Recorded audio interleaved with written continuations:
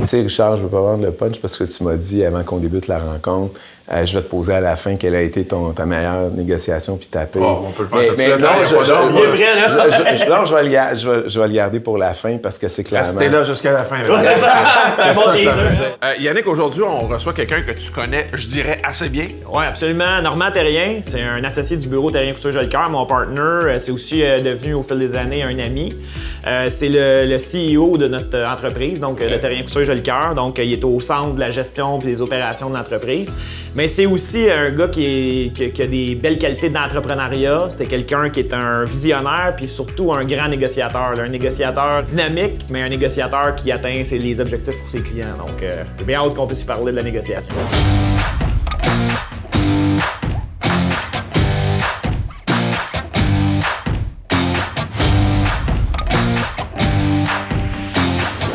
Normand, Yannick, ça fait combien de temps que vous vous connaissez? Moi, je suis un gars qui est bon avec les dates. Septembre 2011, j'ai eu le privilège de rencontrer Yannick puisqu'on était dans pourparlers avec un de ses associés qui opérait un bureau à Saint-Jean. Puis nous, on venait de débarquer à Brossard au début de l'année 2011, le cabinet que j'ai fondé avec Jean-Luc Couture, qui s'appelle Terrien Couture à l'époque.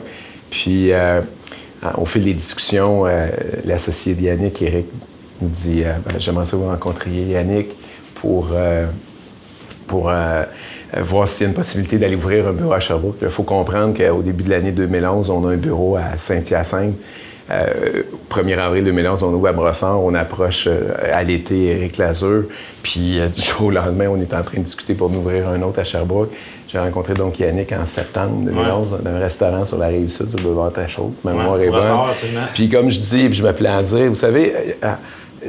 en vie, on va avoir des coups de foudre amoureux avec deux hommes, deux femmes, un homme, une femme, là, peu importe. Mais j'ai eu un coup de foudre professionnel pour ce gars-là. D'ailleurs, aujourd'hui, on fait équipe très fortement sur l'exploitation. C'est lui qui a pris le relais du rôle que je jouais jusqu'à l'année dernière sur l'exploitation de la boîte. Puis ça a cliqué rapidement parce qu'on s'est rencontrés en septembre, si ma mémoire est bonne. Le 1er octobre, on se serrait à la pince toutes les deux avec Éric Lazur. Puis évidemment, il y avait mes associés François et Jean-Luc à l'époque pour former Terrien Couture 2.0, comme on l'a appelé. Ça n'a pas été long de négocier entre vous deux, finalement. Non, la négociation n'était pas compliquée. Puis c'est de la négociation qu'on mène, on fait ça. C'est-à-dire qu'Éric nous amenait un partenaire autour de la table. Nous, on n'avait pas cette vision-là au départ, mais là, on voyait une opportunité. Alors, quand tu négocies, il faut que tu vois tes opportunités. Il faut que tu te dises, est-ce qu'elles sont réelles? Puis, ça peut-tu être gagnant-gagnant? Et en négociation, il y a des choses que tu sais dès le départ. C'est l'agilité que tu vas avoir à discuter de quelque chose. La simplicité dans laquelle tu vas le faire, puis de démystifier les enjeux rapidement, puis de voir si les parties... Tu sais, quand quelqu'un adresse les choses de façon très compliquée sur un enjeu qui t'apparaît assez simple, c'est-à-dire... Dans ce cas-ci, la rémunération de Yannick et Éric qui se joignaient à nous pour les 24 premiers mois, bien, si on avait répondu en disant, bien là, voici, on va essayer faudrait prévoir tel ajustement. Là, tu sais que tu t'embarques dans un dossier complexe. Tu comprends, Richard, que ça devient... quand ça devient compliqué, là, tu vas établir la confiance, le trust, bâtir cette relation-là d'amitié qui se développe progressivement. Puis je réitère, c'est le mot que j'ai choisi de nommer, moi, c'est un coup de foudre parce que ça a fité vite, on s'est compris rapidement, puis c'était pas compliqué. Alors, c'est drôle parce que moi, dans mon rôle de vulgarisateur, j'ai l'impression que c'est un peu comme tu rencontres une fille, un gars, peu importe, puis tu as le coup de foudre, mais si les premières approches sont compliquées, sont complexes, puis là, tu te dis, oh, palais, OK, je suis pas sorti du bois si je m'engage. Oui, la personne me plaît, le feeling que j'ai, mais... On vient d'aller au resto, c'était compliqué. On prévoit d'aller voyager, c'est compliqué. On veut... c'est là que tu recules. Là, tu dis tout de suite... Puis ça, il faut que tu le sentes. Pour moi, faut... C'est de l'intuition. Ouais. Jusqu'à quel pourcentage vous vous fiez à votre intuition? J'imagine que plus on a d'expérience, c'est comme tout dans la vie, mais à quel pourcentage vous metteriez... Il y a le droit, il y a la négociation, mais il y a l'intuition aussi. Plus la transaction est petite, plus l'intuition est importante, je pense. Okay. Moi, c'est de même que je le qualifierais, c'est-à-dire que si c'est quelque chose de très simple, pas avec une envergure financière ou humaine qui est limitée, faut que l'intuition, faut que l'humain au travers de ça, ce que tu vas établir comme relation de confiance est très important. Quand c'est une transaction d'ampleur qui implique beaucoup de personnes, ben là, ça peut pas être juste sur cet élément-là. Faut aller mesurer les autres éléments. Mais ça, on le dit souvent à nos clients, puis je sais pas si toi tu le dis, mais moi je le dis très souvent à mes clients. Quand le feeling est bon au départ, que ta transaction soit grosse ou petite, tu vas mettre un effort qui va être différent. Parce que si tu sens pas ça au début puis que tu commences à pousser dans quelque chose, à un moment donné, t'es mieux d'arrêter et de dire le meilleur deal que je peux pas faire dans ce cas-là, c'est peut-être de pas le faire, le deal. Parce que sinon, le feeling que j'avais au début, là, il se concrétise. Puis c'est rare, tu sais, ça vient, je pense, avec l'expérience quand tu fais de plus en plus de négociations, puis normalement beaucoup d'expérience. Mais tu sais, à un moment donné, ça vient avec cette expérience-là que ton feeling se raffine, puis il faut pas juste se fier à ça, puis il faut ajouter des éléments.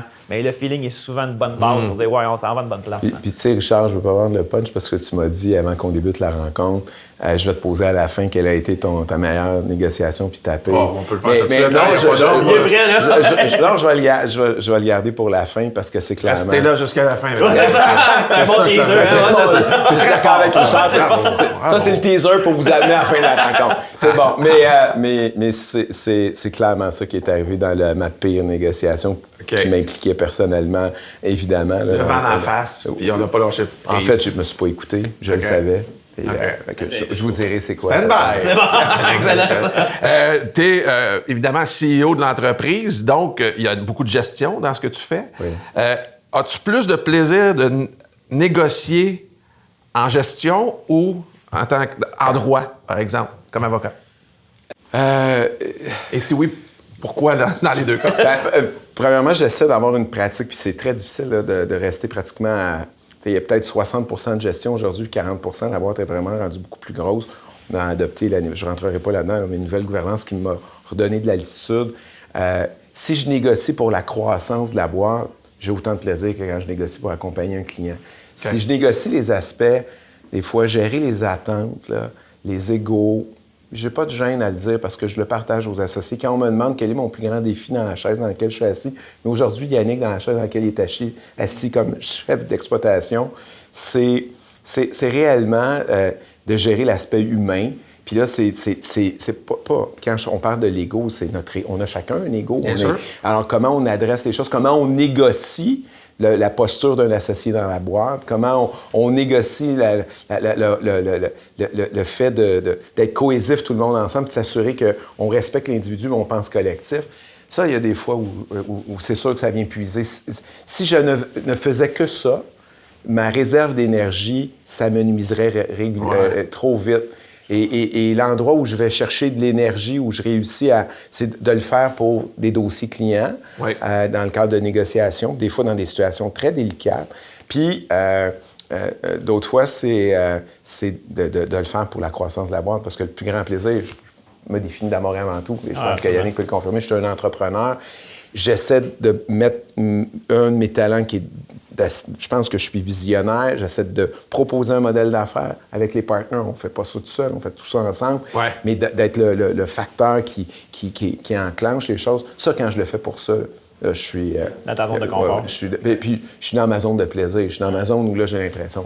Puis où on va accomplir quelque chose, où on grandit. Puis il y a un élément aussi super important de tout ça, c'est que, puis Normal l'a dit, c'est la zone de plaisir. Ouais. Tu sais, quand tu es dans une négociation, puis que c'est pas le fun, puis que c'est compliqué, c'est pas toujours facile. Là. C'est pas parce que c'est dur que c'est pas le fun. Parce que tu as des défis, tu as des opportunités, tu as des choses à faire avancer. Mais quand c'est vraiment à la base, c'est pas le fun parce que tu négocies avec quelqu'un, puis je suis pas en train de dire qu'on a ça au bureau, mais tu sais, mettons dans un exemple, tu négocies avec quelqu'un de mauvaise foi, où tu sens que finalement, là, on vient juste te tirer vers du nez, tout ça, puis là, tu sens pas le plaisir qu'un négociateur a avec l'expérience qu'il a. Encore une fois, c'est une question de feeling, mais tu te dis, tabarouette, je pense que je suis pas à la bonne place. Puis ça vient vraiment gruger beaucoup d'énergie. Puis je comprends très bien ce que Normand dit parce qu'il est à 100% un entrepreneur. Oui. Puis il voit où le bureau devrait être dans 5 ans, puis où il devrait être encore plus loin que ça. Puis là, ben son rôle, c'est souvent d'inboarder tout le monde dans ce plan de match-là. Puis tu sais, ça fait partie de la négociation de justement être, d'avoir le charisme pour amener tout le monde à votre place. Fait que ça fait partie de ça. Là, tu parles de tout le monde, justement. Vous avez plus de 200 professionnels dans votre firme. C'est comment coacher, justement, ces professionnels-là qui sont déjà dans la même voie que vous autres, sont du moins dans le même domaine? Le plus grand deuil qu'on fait quand on grandit, c'est qu'on ne peut pas avoir les mêmes relations avec les individus qu'on avait quand la boîte était de 20 ou quand on était proche de tout le monde. Je me souviens qu'à une époque, on faisait toutes les évaluations de tout le monde. Alors, c'est quoi coacher? Puis on ramène ça à la négociation. Comment on développe ces relations-là avec chacun? Il faut, je pense, bâtir une équipe qui nous ressemble, une équipe qui a le goût de travailler de la même façon que nous, on travaille, ou qu'on pense qu'on travaille, à tout le moins. Moi, je demande beaucoup aux gens, puis c'est, je pense, un des facteurs de succès de la boîte, c'est la simplicité, notre proximité entre nous, laisser tomber les masques puis être le plus authentique possible. Quand je rencontre les associés, j'essaie, et individuellement, j'essaie de mobiliser cet aspect-là d'eux, puis, parce que c'est ce lien-là qui fait en sorte que ta force, elle est en mouvement continuellement puis elle grandit. Alors, je dirais qu'avec 420 quelques personnes, on est à compléter une acquisition. Là.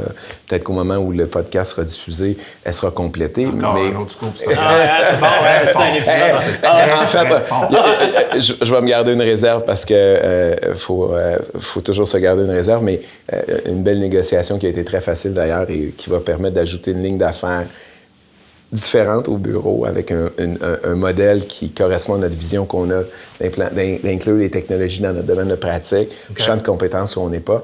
Mais quand tu me demandes, Richard, je pense que le rôle puis la façon dont on met en action, c'est de rester authentique, simple, puis de s'assurer que les gens adoptent cette posture-là. Comme ça, il n'y a pas d'écran de fumée. Puis quand tu négocies, tu en veux le moins possible d'écran de fumée. OK. Je voulais te poser la question, je m'excuse, je t'interromps, mais je voulais te poser la question, est-ce que c'est différent entamer une négociation quand on a un rapport de force, quand on a un titre comme par exemple, tu es CEO, donc tu parles à quelqu'un, un de tes professionnels. Faut pas que tu le fasses sentir ton rapport de force, si t'en as. C'est ça, c'était ma question. Ça, c'est clair qu'il faut pas que tu le fasses. Désolé de te couper. Non, mais c'est parfait, c'est ce que je veux. Mais il faut pas que tu le fasses sentir, même si t'en as un. Il faut que tu sois conscient du rapport de force. Ouais. Je suis en désavantage numérique ou je joue en avantage numérique? Puis si tu joues en avantage numérique, il faut pas que tu le fasses sentir. Puis si tu es en désavantage numérique, non plus. Fait que tu comprends qu'il faut que tu sois... Puis il faut que tu sois une approche la plus easy possible. Faut aller mesurer la partie de l'autre côté. C'est quelqu'un qui a la même façon de faire ou c'est quelqu'un qui est sur un piédestal. Puis des fois, juste de te défaire tranquillement des petites attaches, il descend de son piédestal puis il devient authentique. Puis là, tu rentres dans la vraie négociation. Et le contraire est aussi vrai. Il peut gagner en confiance si on est en rapport de force puis qu'on lui donne une certaine confiance en dénouant facilement une certaine nervosité en étant un petit peu plus... Puis ce que Normand dit, c'est super important parce que comme on se l'a déjà dit, l'aspect gagnant-gagnant d'une négociation est souvent au centre de ce qu'on fait. Puis si tu négocies juste sur la force de ton ego ou sur la force de la force que tu as ou du pouvoir que tu as sur quelqu'un, tu vas peut-être arriver à tes fins à court terme, mais ça va être beaucoup plus difficile de maintenir une relation à long terme avec ces gens-là parce qu'ils vont savoir que c'est juste ça ton argument, à la limite extrême. Là, ils vont l'écouter, ils vont dire « OK, c'est correct, je vais te donner raison, puis tu vas passer à d'autres choses. » Alors, c'est important de bien se positionner par rapport à ça, autant négativement que positivement. Ça m'est arrivé avec un patron dans mon domaine. Ouais. Et il y avait une négociation, puis à la fin, ça a été vraiment c'est ça ou t'es dehors. Ouais. Mais c'était une négociation qui devait commencer propre et ça a fini comme ça. Puis j'ai dit, c'est ça ton dernier argument? C'est comme ça qu'on règle. Parce que tu vas toujours pouvoir gagner si c'est ça ton point. Exactement. Ça veut dire que tu n'avais pas d'autres matières dans tes... Et à partir de là, j'ai eu un long moment où cet individu-là, il faisait pas partie des gens que je respectais. Parce qu'il s'était juste à côté là-dessus en disant... Puis tu sais, dans l'exemple que tu donnes là, Richard, tu aurais pu avoir plusieurs réactions, mais tu aurais pu lui dire « OK, c'est correct, si c'est ça, je quitte. » Et ça aurait pu être de dire « OK, c'est correct, je vais rester là. » Puis que tu commences tout de suite à chercher autre chose en disant « Dès que j'ai une chance, je vais m'en aller. » Tu crées pas de relation. C'est un lien que tu brises, en fait. Exactement, c'est ça. C'est un lien brisé, là. Il faut éviter ça. La journée où tu te rends là, il faut que tu saches que c'est parce que tu es prête à te rendre là. Puis ça arrive en négociation qu'il faut se rendre là. Ça arrive en négociation où il faut dire à l'autre partie... En fait... pendant que vous échangez, j'avais une réflexion, puis j'y reviendrai, mais c'est clair qu'il faut que tu traces une ligne dans le centre. dans tout contrat, qui est l'endroit où tu es prêt à te rendre, mais que de l'autre côté, tu ne franchiras pas. Puis, quand j'enseigne, négocier, là, c'est aussi rédiger un projet de contrat puis l'envoyer à l'autre partie dans un accord commercial, dans une acquisition. C'est négocier, tu négocies par écrit. Tu négocies pas toujours assis autour d'une table puis tu prends point par point. Tu vas établir ta position sur une base contractuelle. Puis moi, ce que j'enseigne aux jeunes professionnels, ça sert à rien de placer tu as un cadre contractuel, tu as la partie de droite, la partie de gauche, et les deux parties qui, en mettant un tout, là, je l'image comme ça, vont former le contrat ou l'entente ou le partenariat. Si quand tu prends la plume puis tu écris ton projet de contrat, toi, tu es à la partie de gauche, tu écris ton contrat comme si tu voulais tout avoir, ce qui est ta liste des souhaits, puis que tu voulais absolument que ce soit cette position-là. Tu ne vas pas créer le mouvement dans la négociation. L'autre partie va recevoir ça, va dire, mon Dieu, il n'est pas de bonne foi, il veut tout pour lui, qu'est-ce qu'il y a pour moi, qu'est-ce que je vais gagner dans cette approche-là. Et moi, j'enseigne aux jeunes, placez l'encre de votre négociation, parce qu'en négociation, il faut que tu places une encre, placez-la le plus possible au centre, à l'endroit où vous êtes près de votre ligne, où ça, si vous êtes capable de conclure à l'intérieur de ces paramètres-là, vous allez être confortable de faire le deal. Pourquoi? Parce que vous créez le mouvement. Puis quand tu négocies, il faut que tu crées le mouvement. Quand tu négocies, t'arrêtes le mouvement parce que tu es ferme. Bien là, c'est parce que tu es dans une position où tu veux être clair sur ta position, puis ça se négociera pas. Puis ça arrive, il faut le faire parfois. Mais quand tu amorces une négociation, que ce soit par l'échange de documents écrits, que ce soit par une première rencontre, il faut que tu sois dans le mode où tu vas créer le mouvement. Sinon, c'est parce que tu tiens pas vraiment, ou tu tiens pas vraiment, tu viens faire une approche, tu viens voir, puis c'est parce que ça veut dire qu'il y a quelque chose qui ne s'est pas gagné de part et d'autre, la confiance au départ. Puis après ça, ben si tu as confiance, je reviens à la confiance, si tu as confiance au départ, tu vas établir le mouvement, puis tu vas savoir que tu es en confiance et que tu ne vas pas jouer en désavantage numérique après parce que tu t'es placé trop au centre, puis la partie... Si tu as bien lu ton interlocuteur, désolé, je bute sur le mot, mais si tu as bien lu ton interlocuteur, si tu t'approches du centre où tu es prêt à être dans le tout que tu es en train de créer, bien, il devrait faire la même chose. Ce que Normand a dit sur l'encre, c'est vraiment important parce que c'est un concept qu'on utilise beaucoup en négociation. Puis il y a plusieurs façons de le nommer, mais nous, on le nomme toujours l'encre. C'est que quand tu jettes l'encre, ça veut dire que comme négociateur, tu dis « voici où je veux me diriger dans ma négociation ». Et ça s'adresse à l'autre partie en disant « voici où je veux me diriger ». C'est sûr que si tu arrives autour d'une table en premier lieu de négociation, puis où tu le fais sur papier, puis tu mets tes ancres à un endroit où il y a juste toi, tu sais, une ancre, tu comprends le principe, là, il y a une corde puis qui peut tourner. Ça veut pas dire que tu vas arrêter ça là. Ça veut dire que tu vas tourner autour de cette ancre-là.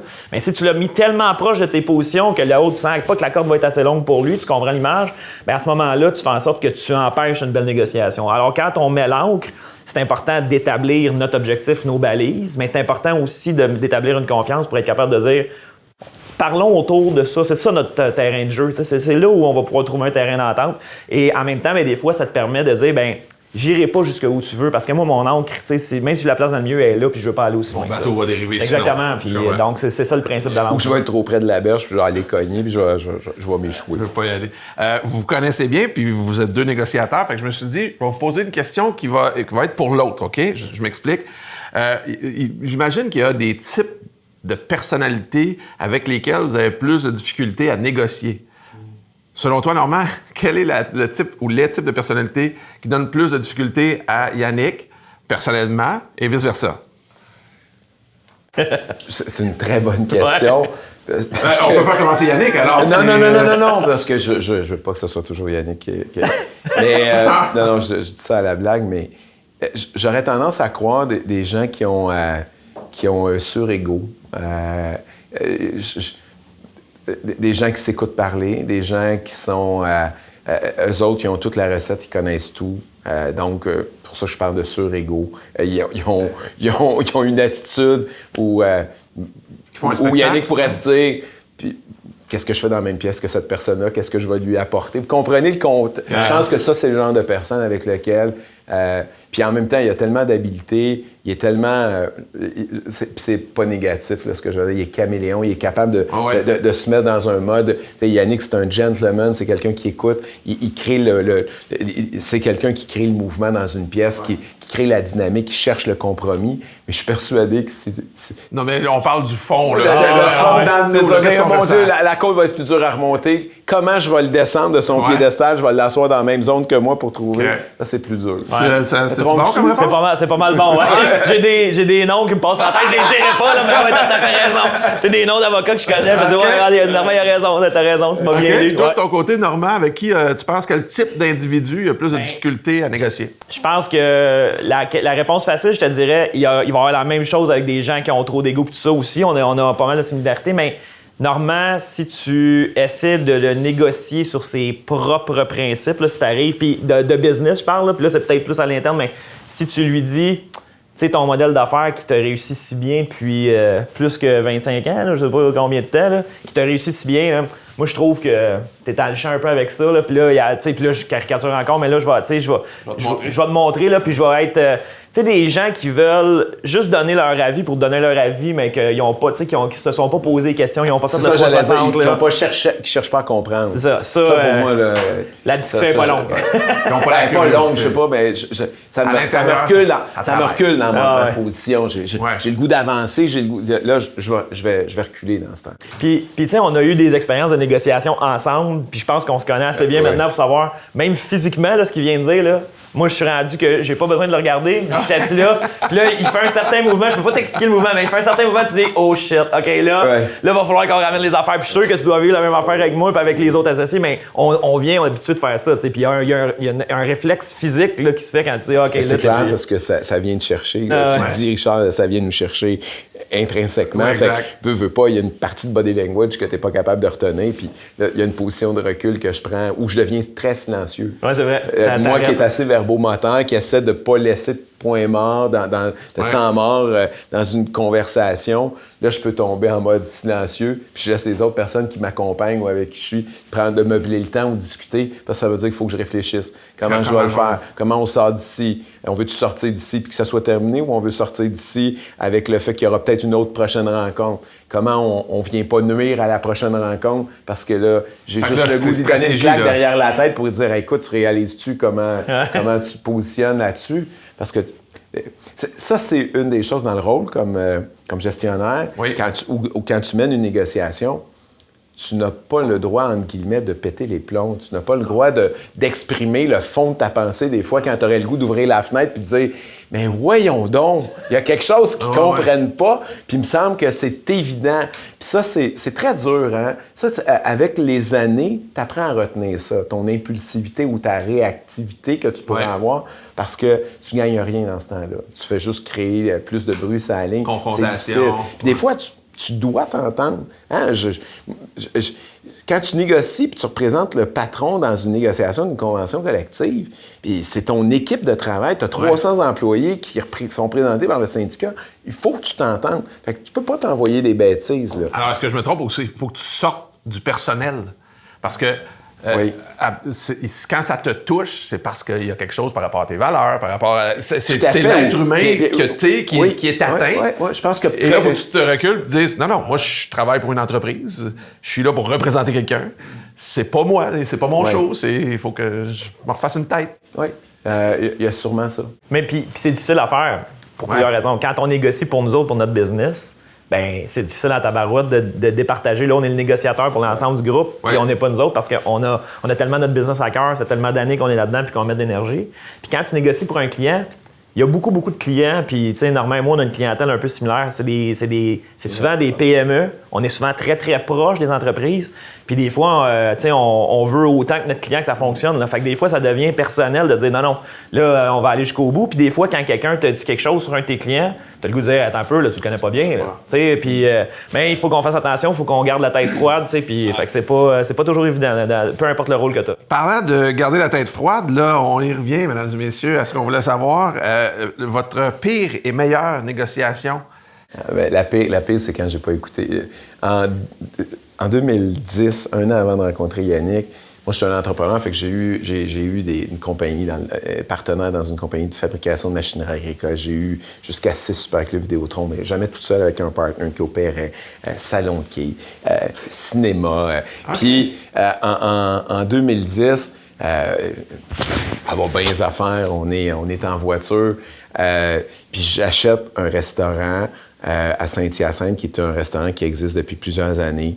Puis je vais nommer, ça s'appelle Parento. J'ai aucune gêne, c'est bien connu dans le milieu d'où je viens. Puis j'achète ça, et de celui dont j'achète, qui est le fondateur, le père, il a 2 enfants. Il y en a un qui reste dans la business, mais qui n'a pas la stature selon le père, qui est le fils pour acheter. Donc, c'est pour ça qu'il n'y a pas de relève. Et la fille, il s'est disputé, ou à tout le moins, les relations sont très ambiguës avec sa fille et son gendre, qui étaient dans la boîte, puis qui ont quitté quelques temps avant. Et quand on avance dans la discussion, puis qu'on s'apprête à conclure, puis ça tombe bien, l'avocate qui me représente, c'est aussi ma conjointe dans la vie, elle est associée du cabinet, puis elle me dit, il me semble qu'il y a quelque chose qui est pas fair, puis j'ai l'impression qu'il y a quelque chose elle a les très, très bons réflexes. Est-ce que c'est de l'intuition qu'elle a à ce moment-là? Ou c'est plus que de l'intuition. Je pense que certains signaux que l'entrepreneur qui veut réaliser son acquisition ne voit pas. Et là, je suis le client. Je suis impliqué. Tu sais, quand on parle d'être impliqué émotivement, ce que vient de dire Yannick, je suis le client, je suis aussi avocat, je suis habitué de négocier mes choses, puis je trouve ça dur quand c'est d'autres qui négocient pour moi. Puis elle est avocate au dossier, puis elle négocie un contrat, puis elle me dit, on vient de faire la VD, il y a quelque chose, ça fit pas. Puis il y a des signaux qui disent que la fille qui était jusqu'à peut-être quelques mois avant comme gestionnaire dans la boîte et le genre vont se partir en affaires. Et moi, je veux pas le voir. Puis mon intuition était claire. Là. Je sais qu'il y a quelque chose en dessous de nous et j'ai pas respecté ça. Ça m'a coûté 600 000. Ah, okay. Parce que la veille que je lui serre la main, le 1er octobre 2011, j'ai fermé ce restaurant-là le 11 juillet 2011. Je l'ai acheté le 1er juin 2010. Fait que je l'ai eu à peine 13 mois et quelques jours. Puis la veille que je lui sers, j'ai réglé le litige parce qu'au lieu de me chicaner avec l'ancien propriétaire, je lui ai redonné ses actifs, puis je sais combien ça m'a coûté. Fait que j'ai toujours dit à mes clients par après, quand vous vous écoutez pas dans une transaction, moi, je peux vous en parler, là, j'ai payé pour. Ça m'a coûté ça dans ma vie parce que j'ai mangé 600 000 d'argent que j'ai gagné ailleurs. Puis un entrepreneur, tu ne feras pas toujours pour 1000. Ouais. Mais bref, je savais, et évidemment, on a acheté le 1er juin 2010. Puis je pense que le 15 juin, elle annonçait qu'elle ouvrait. Puis le 1er octobre 2010, elle était à 200 mètres à peu près d'où on était, avec les mêmes recettes. J'ai perdu 50 % et plus de la clientèle du jour au lendemain. Puis je le savais avant. Tu sais, je peux pas dire que je me doutais pas que ça allait arriver. Fait que j'ai pas suivi mon intuition. Ça, c'est ma pire négociation, puis elle me concerne moi. Puis c'est pas pire, il y a personne d'autre. Je suis à peu près le seul à avoir laissé le plus d'argent sur la table. J'avais des partenaires en affaires là-dedans, puis on a décidé de pas mettre du vieux gagnant après du bon gagné après, puis on a fermé les choses. Puis j'ai réglé ça le 30 septembre 2011, puis j'y ai serré la main sur un gentleman agreement. Fait que je me suis concentré. Il y a une des choses que quand tu négocies puis quand tu te trompes, il faut que tu saches t'arrêter. Ça aussi, c'est un élément parce que quand j'ai fait une mauvaise négociation, j'ai fait une transaction, j'ai pris une décision douloureuse sur l'ego puis pour les employés dans cette boîte-là, puis décidé de fermer un restaurant qui avait pratiquement 45-50 ans d'existence à Saint-Hyacinthe. Et après ça, c'est d'aller régler tes choses puis de prendre la décision de ne pas mettre du bon argent après du mauvais quand tu t'es trompé. D'être capable d'avoir cette humilité-là. Mais et ça a été bien parce que la journée que j'y ai serré la main, on est parti sur une autre direction. Puis honnêtement, si j'étais resté dans le cycle négatif à gérer ça, j'aurais pas mis mes bonnes énergies là. Fait que ça, c'est mon plus mauvais cas, je pense, que j'ai fait dans ma vie comme négociateur. Une des choses assez récemment, à l'été 2020, j'ai négocié beaucoup, comme Yannick. Yannick, je pense plus que tu en fais non plus, mais on a négocié des conventions collectives. Moi, l'endroit où j'ai toujours pris le plus mon pied en négociation, c'est d'être à la table, porte-parole patronale, puis négocier. Pourquoi? Parce que la première des choses, c'est que tu n'es pas là au day-to-day dans la business. Il faut que tu aies gagné la confiance du porte-parole syndical, mais aussi de toute l'équipe, puis de les amener à discuter, à échanger de façon ouverte. Puis à l'été 2020, j'ai un de nos très, très bons clients au cabinet qui m'appelle puis qui me dit « Normand, je suis en arrêt de travail dans ma business en Mauricie. Il y a des plaintes sur notre tête pour X, Y, Z. » Puis il était autour de la table lui-même puis il négociait. Et là, il y a des conciliateurs nommés par Québec. C'est une entreprise qui est dans le domaine agroalimentaire. Il y a le bien-être animal qui est impliqué là-dedans. Yannick était impliqué sur la portion plus litige potentielle qu'on avait. Puis c'était vraiment là, morpionner entre le syndicat, OK. le patron, puis les conciliatrices. Il y avait 2 conciliatrices qui avaient été nommées par Québec pour essayer de trouver un terrain d'entente. Je suis arrivé autour de la table, puis on était en arrêt de travail, là. Je suis arrivé là un samedi matin, puis quand je suis parti de Trois-Rivières le dimanche, ils retournaient au travail. Oh, wow. Et les conciliatrices étaient estomaquées, mais je suis arrivé rapidement dans un mode on s'est trompé, mode solution, on va essayer de rétablir les ponts. J'ai entrepris des longues discussions avec le porte-parole syndical, gagné sa confiance, puis en présence des conciliatrices. Depuis longtemps, c'est un client qu'on sert depuis tellement longtemps qu'il y a une grande confiance entre lui et moi. Puis Fabien m'a laissé aller, puis il m'a laissé aller dans le sens où d'aller rétablir ça. Il fallait d'abord, avant de finir, il fallait ramener les gens au travail parce qu'on avait à sortir un produit pour les animaux. C'était important.